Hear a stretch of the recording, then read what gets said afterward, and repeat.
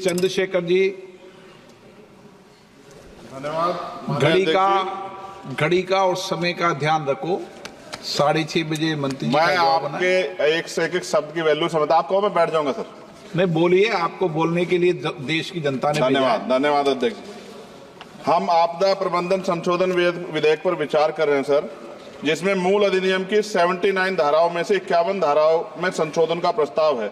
हालांकि ये संशोधन आवश्यक हो सकते हैं, परंतु यह तरीके कुछ जटिल हो सकते हैं, खासकर नए सदस्यगण मेरे जैसे के लिए, जिन्हें मूल अधिनियम और संशोधन विधेयक दोनों का अध्ययन करना पड़ता है। इस विधेयक की समझ में कठिनाई हो सकती है और विधायी प्रक्रिया में जटिलता आ सकती है। इस संदर्भ मेरा सुझाव है कि यदि संशोधन विधेयक के माध्यम से मूल अधिनियम को ही प्रतिस्थापित करके एक नया विधेयक प्रस्तुत करे, तो यह न केवल विधेयक को अधिक स्पष्ट और समझने में आसान बनाएगा, बल्कि लेजिस्लेटिव ड्राफ्टिंग प्रक्रिया को भी सरल कर देगा।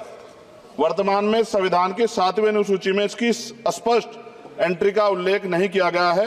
मंत्री जी कृपया यह बताने का कष्ट करें कि वर्तमान विधेयक संविधान की 7वीं अनुसूची के किस एंट्री में कवर है।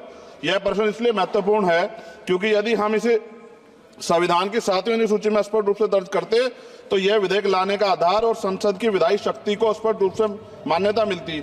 इसके बिना यह विधेयक संविधान के तहत अपनी पूरी वैधता का दावा नहीं कर सकता, जिससे इसे लागू करने में होने में अस्पष्टता उत्पन्न हो सकती है। इसलिए मेरा सुझाव है भविष्य में इस प्रकार के विधेयक लाते समय संविधान की 7वीं अनुसूची में आपदा प्रबंधन के लिए एक स्पष्ट प्रविष्टि जोड़ी जाए, ताकि संसद की विधायी शक्तियां स्पष्ट रूप से विधेयक और औचित्य की तरफ पूरा करें।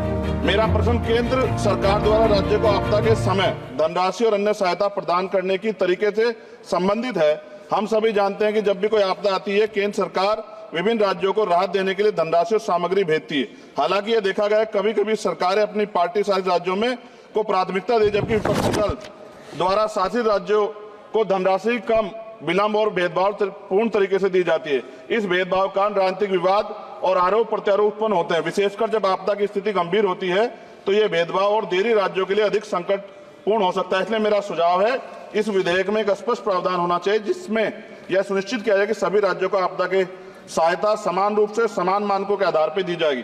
यदि प्रारंभिक सहायता प्रदान की जाती है तो यह सभी राज्यों के लिए समान और किसी भी राज्य में भेदभाव का शिकार उसको ना होना पड़े। साथ साथ विधेयक में यह प्रावधान है कि आपदा डाटाबेस के साथ अगर आर्टिफिशियल इंटेलिजेंस, रिमोट सेंसिंग और डाटा एनालिटिक्स जैसी टेक्नोलॉजी का इस्तेमाल कर डाटाबेस की उपयुक्तता बढ़ा सकते हैं। इस प्रावधान भी विधेयक के हों। एनडीएमए में जो आपने स्पेशलिस्ट स्टाफ रखेंगे, क्या नियुक्ति में SC, ST और OBC को आरक्षण का प्रावधान दिया जाएगा? क्या ये बल सिर्फ मैन पावर होंगे या आवश्यक राहत सामग्री उपकरणों से भी लैस होंगे? इन बलों को वित्तीय संसाधन भी देने होंगे जिससे प्रभावी ढंग से कार्य कर सकें। आपदा प्रबंधन नीति डिजाइनिंग में पूर्व चेतावनी प्रणालियों के उन्नयन को शामिल करके पूर्व चेतावनी प्रणालियों को प्राथमिकता दी जाए। आपदा प्रक्रिया कोष में ऐसे प्रावधान होने चाहिए कि आपदा होने के 24 घंटे में ही प्रभावित राज्य जिला प्रशासन को एक निश्चित प्रारंभिक राशि जारी हो सके। जापान जैसे देशों के तहत 72 घंटे की महत्वपूर्ण प्रतिक्रिया योजना को लागू करना, ताकि समय और बचाव कार्य कुशल समन्वय में हो। जनता और NGO को भी एक्ट के तहत बनी सभी एजेंसीज के साथ मिलकर काम करने की योजना पर बल दिया जाना चाहिए, किंतु संशोधन विधेयक में ऐसा कोई प्रावधान नहीं दिखता जो कि आपदा के समय नागरिकों, NGO और सामाजिक संगठन रोल को सुनिश्चित करे। आपदा राहत को नागरिकों के लीगल राइट बनाने पर जोर देना चाहिए।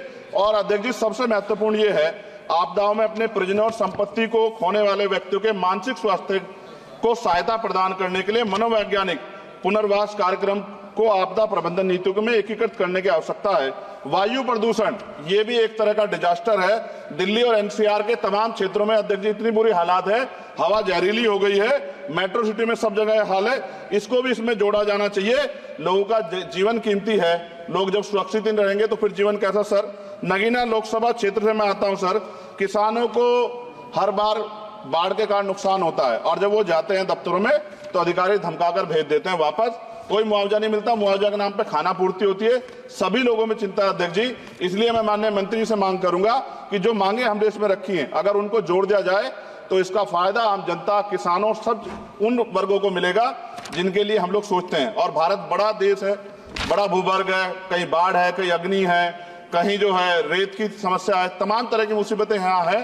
तो मैं माननीय अध्यक्ष जी आपके माध्यम से सरकार से मांग करता हूं और माननीय मंत्री जी से कि इस बिल पे, जिस विधेयक को और मजबूत करें जिससे इसका लाभ जनता को। माननीय अध्यक्ष जी आपका धन्यवाद। नहीं, नए सदस्य, लेकिन उन्होंने बहुत अच्छा विधेयक पर बोला है। पड़ोस वाले भी समझ लो, अच्छा है। नहीं, ये तो पुराने, यहाँ पे आप जैसे लोगों के अनुभव का लाभ मिलता है इनको, पर आप थोड़ा अनुभव ठीक दो इनको।